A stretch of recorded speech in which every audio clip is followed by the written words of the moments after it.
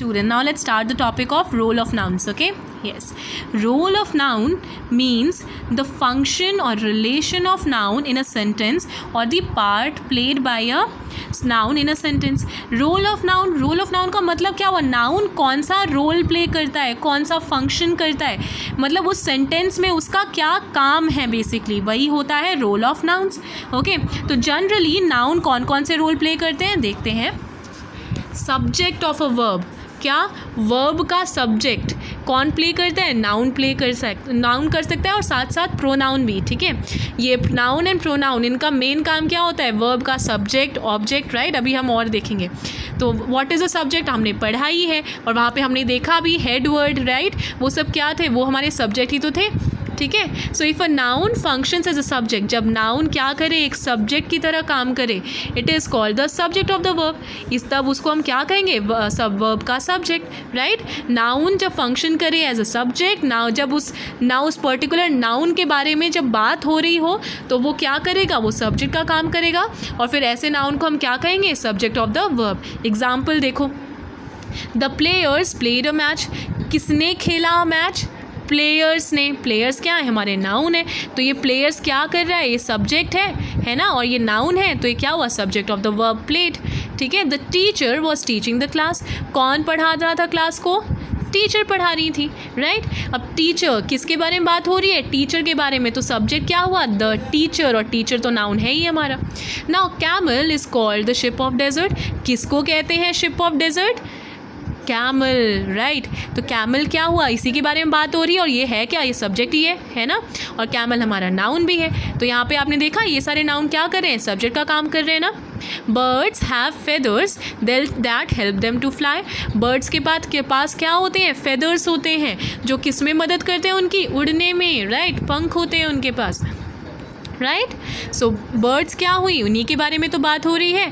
Birds have feathers, ठीक है, birds के पास फेदर्स होते हैं जो कि हेल्प करते हैं उनको उड़ने में. ओके, तो बर्ड्स क्या हुई हमारी, बर्ड्स हुई हमारी सब्जेक्ट. Right, clear. चलो next, object of the verb, और वो क्या काम करता है, नाउन वर्ब का ऑब्जेक्ट भी बन सकता है. चलो देखते हैं. If a noun functions as an object in a sentence, क्या जब नाउन फंक्शन करे किसी सेंटेंस में as an object, it is called the object of the verb. Right, चलो देखते. The head master advised the students to work hard. अब देखो, head master ने एडवाइस किया किसको, स्टूडेंट्स को, किस लिए, वर्क हार्ड करने के लिए. तो क्या किसको एडवाइस किया, स्टूडेंट्स को, है ना. हेड मास्टर ने किसको एडवाइस किया, स्टूडेंट्स को. स्टूडेंट्स क्या हुए, ऑब्जेक्ट हुए. राइट, अब ये स्टूडेंट्स और हैं क्या, नाउन है, तो नाउन क्या बना, ऑब्जेक्ट बना ना, तो ऑब्जेक्ट ऑफ द वर्ब. ठीक है, ही परचेज्ड अ मोटरसाइकिल, क्या खरीदा उसने, एक मोटरसाइकिल खरीदी, तो मोटरसाइकिल क्या हुई हमारी, नाउन हुई, और ये तो और ऑब्जेक्ट का पर्पस सर्व कर रहा है ना. क्या किसका पर्पस सर्व कर रहा है, ऑब्जेक्ट का, इसलिए मोटरसाइकिल क्या हुआ, ऑब्जेक्ट हुआ, और ये है ही noun. The policeman could not catch the thieves, policeman नहीं पकड़ पाए, किसको, थीव्स को.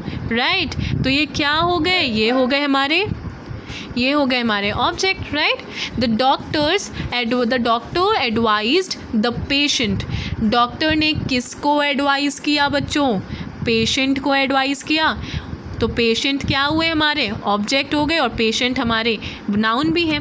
राइट, चलो नेक्स्ट. क्लियर ना कि ऑब्जेक्ट कि नाउन किसका, देखो नाउन सब्जेक्ट का भी काम कर सकता है, नाउन ऑब्जेक्ट का भी काम कर सकता है. अब देखो, noun object of a preposition का भी काम कर सकता है, मतलब प्रेपोजिशन के लिए जो ऑब्जेक्ट की तरह सर्व करे वो भी नाउन कर सकता है. Right, so if a noun comes after an intransitive verb and a preposition comes before the noun, it is called the object of a preposition. मतलब अगर नाउन आ रहा है किसी intransitive verb के बाद एंड एक preposition आ रहा है नाउन के पहले, so it is called the object of a preposition. देखो, I go to school by the bus, मैं कहाँ जाता हूँ, स्कूल जाता हूँ. to क्या है, preposition है. ठीक है, अब देखो जो हमारा वर्ब है, इंट्रांजिटिव वर्ब क्या है, गो, ठीक है।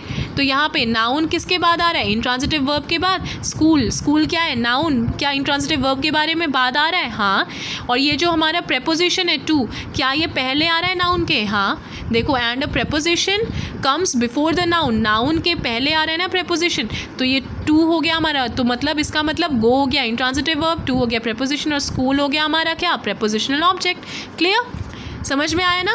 तो प्रेपोजिशनल ऑब्जेक्ट के लिए कंडीशन क्या है, जो इंट्रांजिटिव वर्ब है उसके बाद वो नाउन आना चाहिए, और जो हमारा प्रेपोजिशन है वो हमारे नाउन के पहले आना चाहिए, ठीक है। So he lives in a rented house, वो कहाँ रहती है, एक रेंटेड हाउस में, इन प्रेपोजिशन रेंटेड हाउस हमारा ऑब्जेक्ट, राइट।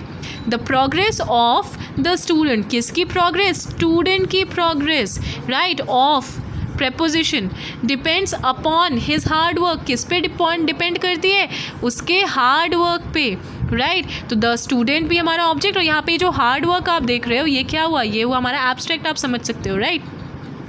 किसके हार्ड वर्क, उसके हार्ड वर्क में, तो ये एक फ्रेज हो गया हमारा, right.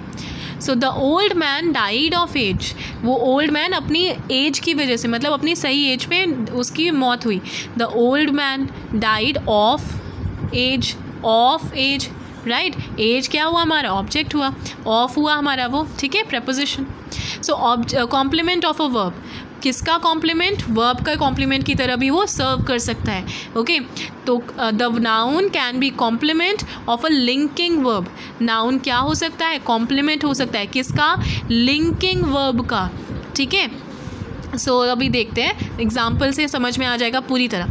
I am a student, मैं क्या हूँ, एक स्टूडेंट हूँ, तो ये ऑब्जेक्ट तो नहीं है, ये क्या है, कॉम्प्लीमेंट है किसका, वर्ब का।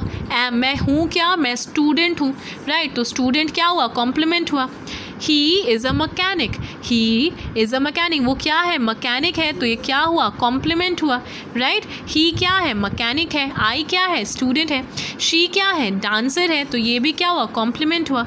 यू आर अ बस क्लीनर, यू क्या है, बस क्लीनर है, तो ये क्या हुआ, ऑब्जेक्ट, सॉरी कॉम्प्लीमेंट हुआ वर्ब का। क्लियर, चलो इतना क्लियर ना। अब चलो मैं आपको होमवर्क दे रही हूँ, वो होमवर्क क्वेश्चन करो, और नेक्स्ट क्लास में हम अपनी बाकी के रोल्स देखेंगे नाउन के, okay. Yes, so students, here are your homework questions. इसमें आपको करना क्या है, फर्स्ट क्वेश्चन में आपको कलेक्टिव नाउन्स क्या है वो बताने, उनके 3 एग्जाम्पल, सेकंड में एब्स्ट्रैक्ट नाउन क्या है उनके 3 एग्जाम्पल, और इधर इस क्वेश्चन में क्या करना है, जो जो नाउन मैंने अंडरलाइन किया है आपको बस उनके टाइप बताने हैं कि वो कौन से टाइप का नाउन है। Clear, okay. And if anyone has any information that they want